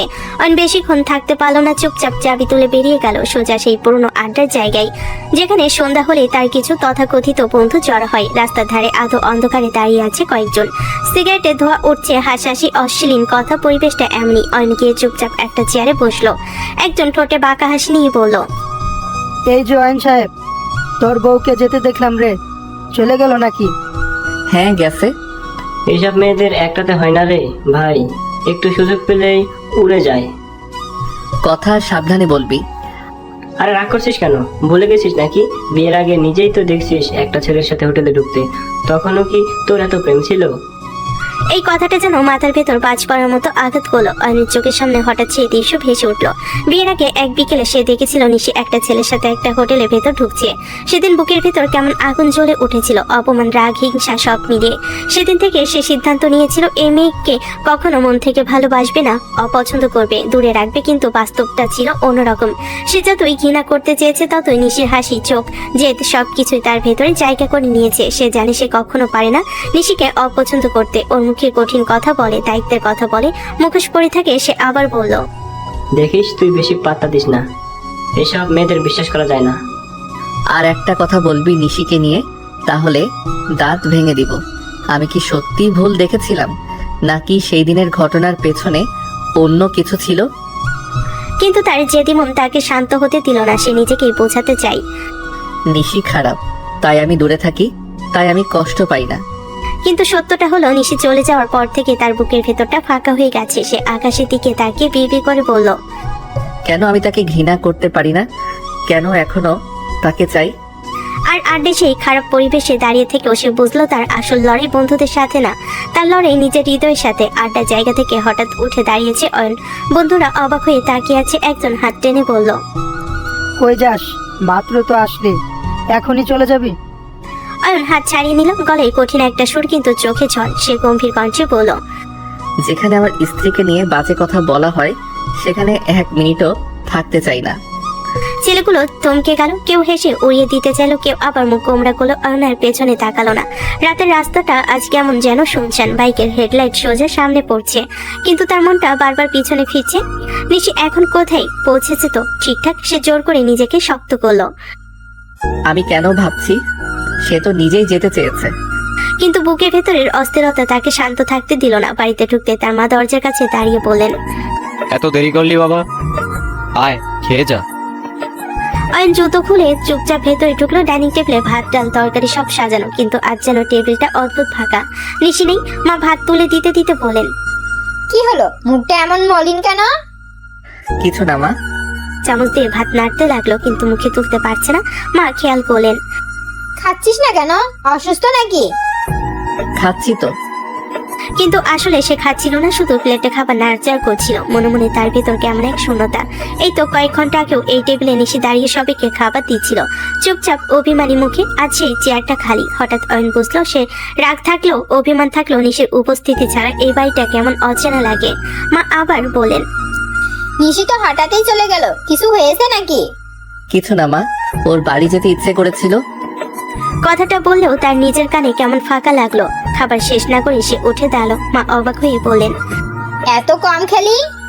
খিদে নাই মা। রুমে গিয়ে দরজা বন্ধ করলো। বিছানার দিকে তাকাতেই বুকের ভেতরটা কেঁপে উঠলো। এই বিছানায় গত রাতে নিশি তার হাত ধরে ঘুমিয়েছিল।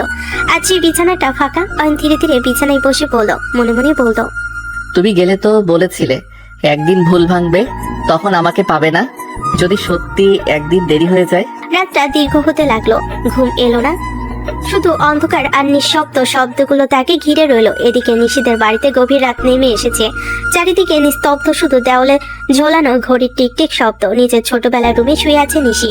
বিছানাটা চেনা, বালিশটা চেনা, জানালার বাইরে সেই পুরনো কাঁঠাল গাছটাও চেনা। কিন্তু আজ সবকিছু কেমন অচেনা লাগছে। চোখ বন্ধ করেও তার ঘুম আসছে না। এপাশ ওপাশ করছে বারবার। মনে হচ্ছে বুকের ভেতর কেউ একটা ভারী পাথর বসিয়ে রেখেছে। নিশি ধীরে ধীরে সিনের দিকে তাকিয়ে ফিসফিস করে বলল, আমাদের বিয়েটা তো সত্যি অয়ন, তাহলে তুমি কেন মানো না আমাকে? আমি কি তোমার জীবনে জোর করে ঢুকে পড়েছি, নাকি আমাকে এই ভাগ্য তোমার কাছে এনে দাঁড় করিয়েছে? কি কমতি আছে আমার মধ্যে বলো না? আমি কি খারাপ? আমি কি তোমার যোগ্য না? আমি আপনাকে মানি না, মুখোশধারী মানুষ, কখনো মানবো না। শব্দগুলো যেন মাথার ভেতর প্রতিধ্বনি করছে। নিশি ঠোঁট কামড়ে ধরে বলল, আমি তো অভিনয় করিনি কখনো, আমি যেমন তেমনই ছিলাম। তাহলে তুমি কেন আমাকে অন্য চোখে দেখো? আমি তো সত্যিই তোমাকে ভালোবেসে ফেলেছি অয়ন। কখন যে ফেলেছি বুঝতেই পারিনি। তোমার রাগ, তোমার জেদ, তোমার অবহেলাও আমার ভালো লাগে। কিন্তু তুমি কেন এত দূরে থাকো?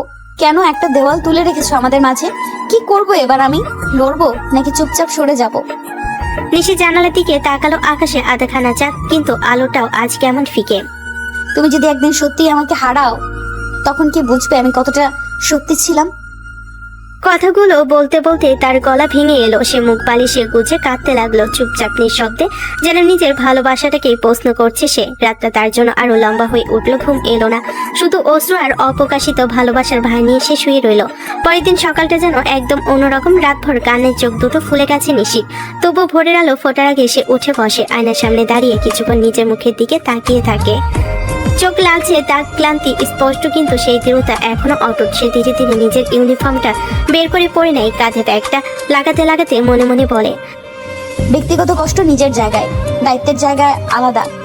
ঠিক তখনই ফোনটা বেজে ওঠে। থানা থেকে জরুরি কল। নিশি গম্ভীর কণ্ঠে বলে, জি স্যার, আমি রওনা হচ্ছি। ফোন কেটে সে দ্রুত ব্যাগ তুলে নেয়। নিচে নামতে রান্নাঘর থেকে তার মা ডাক দেয়, এই যে মা, না খেয়ে কোথায় যাস সকাল সকাল? মা, থানা থেকে জরুরি কল এসেছে, এখনই যেতে হবে। মুখ দেখে তো মনে হচ্ছে সারা রাত ঠিক মতো ঘুম আসে নাই, তার উপর না খেয়ে বের হবি।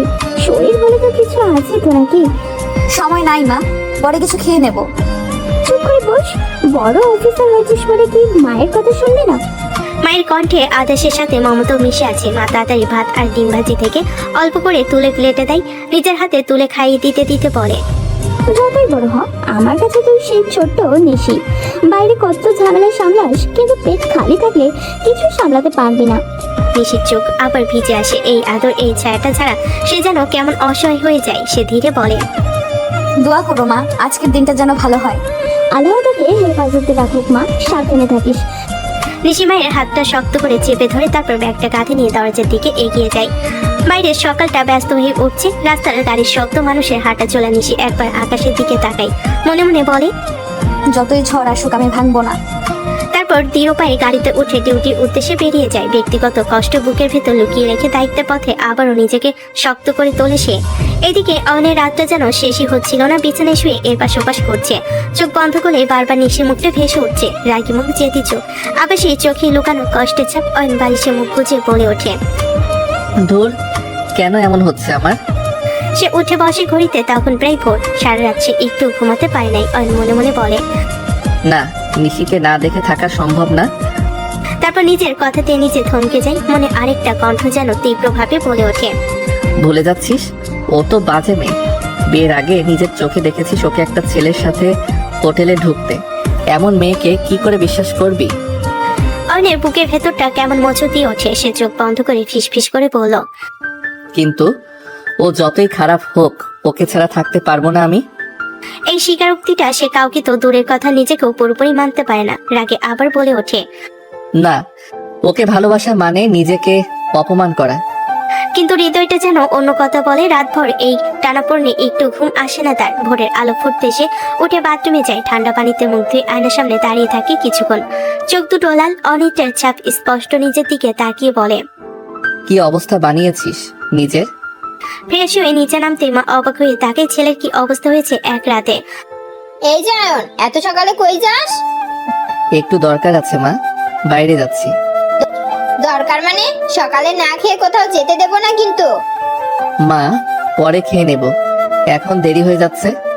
চুপ করে বস, তোর বাপের মতো জেদ ধরিস না, খালি পেটে বের হবি না। আর কিছু বলতে গিয়ে থেমে যায়। মায়ের মুখে সেই চিন্তা ভরা স্নেহ দেখে আর প্রতিবাদ করতে পারে না। মা দ্রুত নাস্তা এনে সামনে রাখে। খা, তারপর যা। অয়ন অন্যমনস্ক ভাবে খেতে শুরু করে। চামচটা হাতে থেমে যায় বারবার। মা জিজ্ঞেস করে, কি হয়েছে তোর? মন খারাপ লাগছে নাকি? না তো, কিছু না। কিন্তু তার ভেতরে ঝড়টা কেউ দেখে না। সে শুধু মনে মনে একটা কথাই ঘুরিয়ে ফিরিয়ে বলে, নিশি, তুমি আসলে কে? আমি যাকে দেখেছি সে, নাকি যাকে এখন মিস করছি সে? সাবধানে যা বাবা। অয়ন দরজা বাইরে পা রাখতে বুকের ভেতরটা ধকধক করতে থাকে। সে জানে না কোথায় যাচ্ছে, কিন্তু সে জানে তার পা দুটো আজ অজান্তে নিশির দিকে এগোচ্ছে। সকালটা পুনরোধ আর ব্যস্ততায় নিশি চুপচাপ ডিউটির জন্য রেডি হয়ে বের হচ্ছে।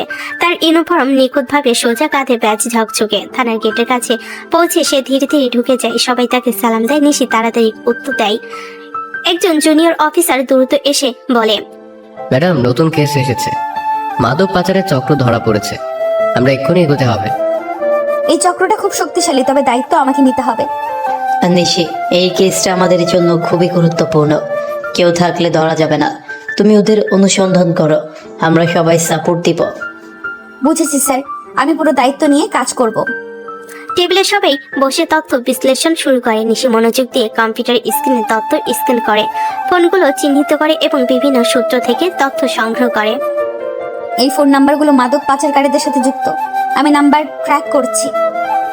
ভালো করছো নিশি, সাবধানে এগো। বড় চক্র হলেও আমি থেমে থাকবো না। তাদের কক্ষ যেন পুরোপুরি কর্মক্ষেত্রে রূপান্তরিত। সবার চোখে একটাই উদ্দীপনা, ন্যায়ের পথে কাজ শেষ করা। নিশি কম্পিউটারের স্ক্রিনে চোখ রাখে, কল রেকর্ড মনোযোগে চিহ্নিত করে, চক্রের নেটওয়ার্ক বুঝতে চেষ্টা করে। এবার কাজ শুরু করতে হবে। কোনো ভুল হলে শিশুর জীবন ঝুঁকিতে। নিশি, তুমি ঠিকই বলেছ। এই চক্র ধরা না দিলে বহু মানুষ বিপদে পড়বে। আমি এবার একদম নজর রাখবো, কাউকে পালাতে দেব না। সব পুলিশ সদস্য একটিমাত্র লক্ষ্য নিয়ে কাজ করছে, মাদক পাচার চক্রের সঙ্গে মোকাবিলা করা। নিশির চোখে দৃঢ়তা, মনে মনে বলে, আজ কেউ হারবে, তবে আমি হারবো না। এভাবেই পুরো থানা জুড়ে কেস নিয়ে জড়ো হয়ে পড়লো। নিশি থানা থেকে বের হওয়ার সময় মনে মনে বলল, আজকের দিনটা সহজ হবে না, তবে দায়িত্ব পালন ছাড়া কিচ্ছু ভাবার নেই। ম্যাডাম, আমরা কি সেই জায়গায় এগোই? হ্যাঁ, তবে সাবধানে, কেউ যেন আমাদের টের না পায়। বুঝেছি। প্রত্যেকটা পদক্ষেপ আমাদের লক্ষ্যকে কাছে নিয়ে আসবে। দূর থেকে লক্ষ্য করলো তারা কিছু মানুষের আচরণ অস্বাভাবিক। কেউ খুব সাবধানে, কেউ হঠাৎ চোখ মেলে। নিশি ধীরে ধীরে বলে, অপেক্ষা করো, যে কোনো মুহূর্তে আমরা এগোতে পারবো। ম্যাডাম, তারা পালাচ্ছে। থামো, পালাতে দেওয়া হবে না। থামো, পুলিশ এখানে। লুকানো মাদক পাচারকারীরা হক চুকিয়ে থেমে গেল। নিশি কড়া দৃষ্টিতে তাদের দিকে তাকিয়ে বলল, হাতে তুলে দাও সব কাগজপত্র, ফোন এবং যে কোনো প্রমাণ। পরে সবাই থানায় নিয়ে এলো। থানার কক্ষে নিশি কড়া দৃষ্টিতে জিজ্ঞেস করলো, বলো, এটা কার নিয়ন্ত্রণে ছিল? কে এই চক্রের মূল ব্যক্তি? পাচারকারীরা প্রথমে চুপচাপ থাকে, ভয় ও কৌশলের মধ্যে ফাঁদে পড়েছে। নিশি জোর দিয়ে বলে, সত্যি বলো, তোমরা যতটা লুকাতে চেষ্টা করো, সবার চোখে আমরা সব দেখছি। ম্যাডাম, হ্যাঁ, আমরা মূল চক্রের অংশ। এবার সব ঠিক মতো জেরা করা হবে, কেউ কোনো তথ্য লুকাতে পারবে না। প্রত্যেক প্রশ্নের সঙ্গে ধাপে ধাপে চক্রের সত্য বেরিয়ে আসে। নিশি ধীরে ধীরে মনোযোগ দিয়ে প্রশ্ন শুরু করলো, কি উদ্দেশ্যে এই চক্র গঠন করেছো? কোনো ব্যক্তির নির্দেশে? বাচ্চাদের বা সাধারণ মানুষদের জন্য কি ঝুঁকি সৃষ্টি করেছো? প্রত্যেক উত্তরের সঙ্গে চক্রের আসল ছবি ধীরে ধীরে ফুটে ওঠে। নিশি মনে মনে ফিসফিস করে, এইভাবে ধাপে ধাপে আমরা প্রতিটি সত্য উদ্ঘাটন করব। থানার কক্ষে ঝকঝকে আলোতে নিশি চোখ জ্বলে উঠছে। থানার কক্ষ সব অপরাধীরা জড়ো। নিশি চোখ কাঁপছে না, বরং আরো শক্তিশালী হয়েছে। নিশি ধীরে ধীরে প্রশ্ন করতে লাগলো। বলো, আসল পাচারকারীর নাম কি? কোথায় লুকেছে সে? ম্যাডাম, সে নাম আরিফ, হোটেল রুম 507, ওখানে লুকিয়ে আছে। ঠিক আছে, এবার আমরা এই চক্র শেষ করব। সাথে থাকা জুনিয়ররা তৎপর হয়ে প্রস্তুতি নিচ্ছে। নিশি রেডিওতে বলে, কেউ যেন টের না পায়, কোনো ভুল হলে কেস ছিটকে যাবে। থানার বাইরে অয়ন বাইকের পাশে দাঁড়িয়ে ছিল। নিশিকে হোটেলের দিকে রওনা হতে দেখতেই চোখে অদ্ভুত এক উষ্ণ রাগ জাগলো। মনে মনে অয়ন ফিসফিস করলো, আবার হোটেলে যাচ্ছে? আবার কি সেই লোকের সঙ্গে সময় কাটাতে যাচ্ছে? আজ তোমাকে একা যেতে দেব না। আমি আজ দেখেই ছাড়বো তুমি কি করো হোটেলে। যদি কেউ তোমার কাছে আসে, আমার চোখের সামনে কেউ তোমার সাথে কিছু করতে পারবে না। হোটেলের গেটের কাছে নিশি ধীরে ধীরে থামলো। তার ইউনিফর্ম ঝকঝকে, চোখে অদম্য দৃঢ়তা। নিশি বলল, রুম 507, সবাই সাবধানে। আজ এই রুমে যা হবে আমি পাশেই থাকবো, এক মুহূর্তের জন্যেও চোখ সরাবো না। নিশি পুলিশের সঙ্গে হোটেলের দিকে এগোচ্ছে। তার ধীর ধাপ, দৃঢ় চোখ, সবাই বুঝতে পারছে এই দায়িত্বের সঙ্গে সে এক মুহূর্ত পিছু পা হবে না। অয়ন ধীরে ধীরে বাইক থেকে নিশির দূরত্ব ধরে রাখছে। হোটেলের গেটের আলোতে নিশির চোখ ঝলসে উঠছে। পুলিশ দল প্রস্তুত। নিশি ভেতরে ঢুকতেই মুখে বলল, আজ এই কেস শেষ করব, আর কাউকে শিশু বা সাধারণ মানুষদের বিপদে ফেলার সুযোগ নেই। হোটেলের করিডোরটা অদ্ভুত চুপচাপ। দেওয়ালের আলো মিলার চারপাশে এক ধরনের টান টান উত্তেজনা। নিশি হাত তুলে ইশারা করলো, তোমরা সবাই বাইরে থাকবে, কেউ ভেতরে আসবে না যতক্ষণ না আমি সিগন্যাল দিচ্ছি। ম্যাডাম, একা ঢোকা রিস্কি হবে। আমি বলেছি বাইরে থাকবে, ও পালাতে পারবে না। দরজার সামনে দাঁড়িয়ে গভীর নিঃশ্বাস নিল সে। এদিকে করিডোরে মোড় ঘেঁষে অয়ন দাঁড়িয়ে আছে। নিশিকে একা রুমের ভেতর ঢুকতে দেখে তার বুকের ভেতর আগুন জ্বলে উঠলো। মনে মনে বলতে লাগলো, এত বড় ধোকা আমাকে! আবার হোটেলের রুম, আবার অন্য পুরুষের সাথে সময় কাটাবে না, আমি হতে দেব না এটা। রাগে ফুঁসতে ফুঁসতে সে দরজার দিকে এগিয়ে এলো। ভেতরে নিশি দরজা বন্ধ করতে দেখলো সোফায় হেলান দিয়ে বসে আছে আরিফ, হাতে ফোন, মুখে হালকা হাসি। আরিফ ধীরে বলে উঠল, ও পুলিশ অফিসার নিজে এসেছেন? মিস্টার আরিফ, পালানোর কোনো পথ নেই, সারেন্ডার করুন, আপনার চক্র শেষ। এত আত্মবিশ্বাস ভালো না ম্যাডাম। লজ্জা করে না আপনার? আমার বউ হয়ে অন্য পুরুষের সাথে হোটেলে সময় কাটাতে এসেছেন? অয়ন, তুমি এখানে? কেন এসেছি? নিজের চোখে দেখতে। কত ভালোবাসা দেখাচ্ছেন প্রেমিককে। ফালতু কথা বাদ দিয়ে এখান থেকে বের হও, এটা অফিসিয়াল কাজ। অফিসিয়াল? হোটেলের বন্ধ রুমে একা? বাহ, প্রেমিক এখন এত ভালো লাগছে, আর আমি ভালো লাগি না, তাই তো? আরিফ পরিস্থিতি বুঝে চুপচাপ সব দেখছে। নিশির ভেতরে রাগ এবার বিস্ফোরিত হলো। অয়ন, একটাও বাজে কথা বলবে না। তুমি জানো না এই মানুষটা কে? আমি সব জানি। বিয়ের আগেও দেখেছি আপনাকে হোটেলে ঢুকতে, আজও একই জায়গা। কি বলছো তুমি? কিন্তু সেই মুহূর্তে আরিফ হঠাৎ উঠে দাঁড়ালো। পরিস্থিতি অন্যদিকে মন নিতে যাচ্ছে। নিশি বুঝতে পারছে একদিকে দায়িত্ব, অন্যদিকে স্বামীর ভুল ধারণা, আর মাঝখানে দাঁড়িয়ে আছে সত্য। ঘরটা যেন হঠাৎ আরো ভারী হয়ে উঠলো। আরিফ ধীরে ধীরে পেছনে সরে যাচ্ছে। নিশির চোখ মুহূর্তে বদলে গেল। কেউ নড়বে না। হোটেলের রুমটা যেন মুহূর্তের বারুদের গন্ধে ভরে উঠলো। অয়নের চোখে রাগ, সন্দেহ, অপমান সব একসাথে জ্বলছে। সে তীব্র তাচ্ছিলে বলে উঠল, বাহ, খুব ভালো তো। এখন প্রেমিককে যেতেও বারণ করছেন, একদম একা রুমে দরজা বন্ধ করে। অয়ন, তুমি এক্ষুনি বের হও, পরে তোমার সাথে কথা বলবো, এটা অফিসিয়াল কাজ। একদম না, এখনই বলুন, একটা হোটেলের রুমে এনার সাথে একা কি করছেন আপনি? ভুল বুঝছো তুমি অয়ন, একদম ভুল। না, আমি ঠিকই বলছি। আপনার চরিত্রটাই খারাপ। বাইরে সবার সামনে কঠিন অফিসার, আর ভেতরে। কথাটা শেষ করার আগে আরিফ ধীরে ধীরে দরজার দিকে সরে যাচ্ছিল। নিশির চোখে সেটা মিস করলো না সে। এক মুহূর্তে তার মুখের অভিব্যক্তি বদলে গেল। সে চিৎকার করে উঠল, স্টপ! আরিফ হঠাৎ দৌড় দিতে গেল। ঠিক তখনই নিশির কোমর থেকে পিস্তল বের করে নিশানা করলো। একটা গুলির শব্দ পুরো রুম কাঁপিয়ে দিল।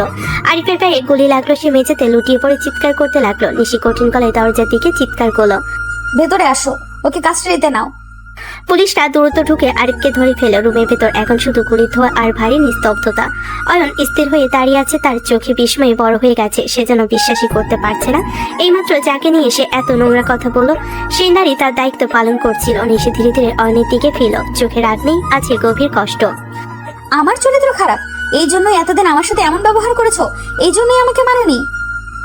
অয়ন কিছু বলতে পারছে না, তার ঠোঁট শুকিয়ে গেছে। নিশি ধীরে ধীরে বলল, তুমি যেদিন আমাকে হোটেলে ঢুকতে দেখেছিলে সেদিনও আমি একটা রেডে ছিলাম একজন পাচার গাড়িকে ধরতে। তুমি একবারও জিজ্ঞেস করনি সত্যিটা কি, শুধু নিজের মতো করে বিচার করে নিয়েছো। আর নিচের দিকে তাকিয়ে আছে নিশির কণ্ঠ আরো ভারী হয়ে উঠল। আমি ভাবতাম তুমি শুধু জেদি, কিন্তু তুমি আমাকে চরিত্রহীন ভেবেছো। এটাই তোমার আসল সমস্যা। আমি জানতাম না। জানার চেষ্টাও করনি। পুলিশরা আরিফকে নিয়ে বের হয়ে গেল। রুমে এখন শুধু দুজন মানুষ দাঁড়িয়ে আছে, একজন ভাঙ্গা বিশ্বাস নিয়ে, আরেকজন অবরোধ বোধে ডুবে। দূরে সাইরেনের শব্দ শোনা যাচ্ছে আর অয়ন বুঝতে পারছে সে হয়তো নিজের হাতে নিজের সংসারটাই ভেঙে ফেলেছে। হোটেলের রুম থেকে বের হয়ে করিডোরে পা রাখতে নিশির বুকের ভেতরটা ভার হয়ে উঠল। সব শেষ হয়ে গেছে কেসের দিক থেকে, কিন্তু তার ব্যক্তিগত জীবনের যুদ্ধটা যেন আরো গভীর হয়ে দাঁড়িয়ে আছে। সে দ্রুত হাঁটতে শুরু করলো, দুটো চোখ দুটো শক্ত, ঠোঁট চেপে ধরা। পেছন থেকে অয়নের কাপা গলা ভেসে এলো, নিশি দাঁড়ান প্লিজ। নিশি থামলো না। ঠিক তখনই অয়ন দৌড়ে এসে পিছন থেকে তাকে জড়িয়ে ধরলো। তার হাত দুটো শক্ত হয়ে জড়িয়ে আছে নিশির কোমরে। প্লিজ আমাকে ক্ষমা করে দিন, আমি ভুল করেছি। নিশি স্থির হয়ে গেল, কয়েক সেকেন্ড কিছু বলল না। তারপর খুব ধীরে বলল, আমি আগেই বলেছিলাম দূরে চলে গেলে আর কাছে আসবো না, মনে আছে? আমি জানতাম না সত্যিটা, আমি ভুল বুঝেছিলাম। এখন ছাড়ো আমাকে, এই নাটক আমি আর দেখতে চাই না। অয়ন তাকে নিজের দিকে ঘুরিয়ে নিল। তার চোখ ভেজা অবরোধ পথে ডুবে আছে। হঠাৎ সে নিশির কপালে ঠোঁট ছুঁয়ে ফিস করে বলল, সরি সোনা, আমি বুঝতে পারিনি। কি করব বলো? আমার বন্ধুরা দেখিয়েছিল তোমাকে হোটেলে ঢুকতে, তখন তো আমাদের বিয়েও হয়নি। আমি সেদিন থেকেই ভুল বুঝে বসে আছি, মনে হয়েছিল তুমি অন্য কারোর সাথে। আর বিয়ের পর যখন জানলাম সেই মেয়েটাই আমার বউ, তখন ভেতর থেকে রাগ হতে লাগলো। মনে হতো আমাকে ঠকানো হয়েছে। একবারও জানতে চাওনি আমি কেন গিয়েছিলাম সেখানে? না, আমি শুধু রাগ করেছি, অহংকার করেছি, তোমাকে দূরে ঠেলেছি। কিন্তু যতই বলেছি তোমাকে মানি না, ততই বুঝেছি তোমাকে ছাড়া থাকতে পারি না। আমি যখন তোমাকে আজ গুলি করতে দেখলাম, বুঝলাম তুমি কতটা সাহসী, কতটা সৎ। আর আমি তোমাকে চরিত্রহীন বলেছি। আমাকে একবার সুযোগ দাও নিশি, আমি সব ঠিক করতে চাই। করিডোরের আলো দুজনের উপর পড়ছে। নিশি কিছুক্ষণ চুপ করে তাকিয়ে রইল অয়নের দিকে। তার কণ্ঠ ধীরে কিন্তু গভীর। বিশ্বাস একবার ভাঙলে জোড়া লাগে, কিন্তু দাগ থেকে যায় অয়ন। আমি সেই দাগ সারা জীবন মেনে নেব, শুধু তুমি পাশে থেকো। ভালোবাসা শুধু কথা না অয়ন, বিশ্বাস লাগে, আর তুমি সেই বিশ্বাসটাকেই মেরে ফেলেছো। আমি প্রমাণ করব, যতদিন লাগে করব। সময় বলবে তুমি সত্যিই বদলেছো কিনা। তারপর সে সিঁড়ির দিকে হাঁটা দিল। অয়ন দাঁড়িয়ে রইল। এই প্রথমবার সে বুঝলো ভালোবাসা জোর করে পাওয়া যায় না, ভুল বুঝে দূরে ঠেলে দিলে একসময় সত্যি দূরে চলে যায় মানুষটা। অয়ন সত্যি হাল ছাড়া মানুষ ছিল না, সে ভুল বুঝেছিল, আঘাত দিয়েছিল, অপমান করেছিল। তবু সে বুঝেছে তার সব রাগ, সব অহংকারের নিচে শুধু একটা জিনিসই ছিল, ভয়। নিশিকে হারানোর ভয়। প্রতিদিন সে নিশির বাড়ির সামনে এসে দাঁড়াতো, কখনো ফুল নিয়ে, কখনো চকলেট নিয়ে, কখনো শুধু খালি হাতে, কিন্তু ভরা মন নিয়ে। নিশির মা অবাক হয়ে তাকাতেন। আবার এসেছো বাবা? ভুল করেছি আন্টি, ঠিক না করে গেলে শান্তি পাবো না। কিন্তু নিশি সে দরজা বন্ধ করে দিত, কথা শুনতো না, ফোন ধরতো না, একটাও কথাও বলতো না। এইভাবে দিন কেটে গেল সপ্তাহ, 2টা 3টা, পুরো মাস। অয়ন প্রতিদিনই এসেছে, কখনো বৃষ্টিতে ভিজে দাঁড়িয়ে থেকেছে, কখনো রোদে পড়েছে, তবু ফিরে যায়নি। আজও এসেছে। নিশি নিজের রুমে চুপচাপ বসেছিল, জানালার পর্দা হালকা দুলছে, বাতাসে এক অদ্ভুত নীরবতা। হঠাৎ দরজা আস্তে করে খুললো। অয়ন ভিতরে ঢুকলো। নিশি তাকালো না, শুধু ঠান্ডা গলায় বলল, কে অনুমতি দিছে ঢুকতে? অয়ন ধীরে ধীরে তার পেছনে গিয়ে দাঁড়ালো। তারপর হঠাৎ পিছন থেকে জড়িয়ে ধরলো। অয়ন গলা ভারী করে বলল, আর কতদিন রাগ করে থাকবে সোনা? এবার তো বাড়ি চলো প্লিজ। নিশি চুপ, কোনো উত্তর নেই, কিন্তু সে আর সরে গেল না। অয়ন নিশির কাঁধে মুখ রেখে বলল, আমি সত্যি বদলে গেছি। প্রতিদিন তোমাকে ছাড়া ঘুমাতে পারি না, তুমি না থাকলে ঘরটা ঘর লাগে না। নিশির চোখের কোণে জল চিকচিক করলো, কিন্তু সে মুখ ঘোরালো না। অয়ন সাহস করে সামনে এসে দাঁড়ালো, দুহাতে নিশির মুখটা আলতো করে ধরে বলল, একবার চোখে তাকাও, দেখো আমি মিথ্যা বলছি কিনা। নিশি ধীরে ধীরে তাকালো সেই চোখে, আর আগের আগুনে শুধু অভিমান। অয়ন ধীরে ঝুঁকে এসে তার ঠোঁটে ঠোঁট ছুঁয়ে দিল। প্রথমে খুব আস্তে, দ্বিধায় ভয়ে। নিশি বাধা দিল না, চোখ বন্ধ করে রইল। অয়ন একটু সাহস পেল, আস্তে করে তাকে কাছে টেনে নিয়ে আবার ঠোঁটে চুমু দিল। ঘরটা নিঃশব্দ, শুধু তাদের দুজনের দম নেওয়ার শব্দ। অয়ন ধীরে তাকে কোলে তুলে বিছানায় বসালো, তার কপালে চুমু দিয়ে বলল, আমি আর কখনো তোমাকে সন্দেহ করব না, তোমাকে ছাড়া আমি কিছুই না। অনেক কষ্ট দিয়েছো অয়ন। জানি, শাস্তি চাইলে শাস্তি দাও, কিন্তু দূরে যেও না। এক শর্তে ক্ষমা করব, যে কোনো শর্ত মানবো। আর কখনো আমার চরিত্র নিয়ে প্রশ্ন করবে না। আমি শুধু তোমার আর তুমি শুধু আমার। কথা দিচ্ছি। নিশি এবার নিচে থেকে তার গালে একটা চুমু দিল আর অবাক হয়ে তাকিয়ে রইল। নিশির রাগ পুরোপুরি গলে গেছে, অভিমান করে ভালোবাসা হয়ে নেমে এসেছে। জানালার বাইরে হালকা বাতাস বইছে। 1 মাসের দূরত্ব আজ মুছে গেল এক মুহূর্তে। আর নিশিকে বুকে জড়িয়ে ফিসফিস করে বলল, এবার চল বাড়ি মিসেস অয়ন। আর কোনো ভুল করলে কিন্তু এবার সত্যি ছেড়ে চলে যাব। এবার ভুল করব না, এবার শুধু ভালোবাসবো। আর নিশির ঠোঁটে ঠোঁট কামড়ে কিস করতে লাগলো। নিশিও তার সাথে তাল মিলাতে শুরু করলো। আস্তে আস্তে ঘরে ভরে উঠলো চাপা নিঃশ্বাসের শব্দে। একে অন্যের মাঝে ডুবতে শুরু করলো আস্তে আস্তে। রাগ দিয়ে শুরু হলো, ভালোবাসা দিয়ে শেষ হলো সবটা।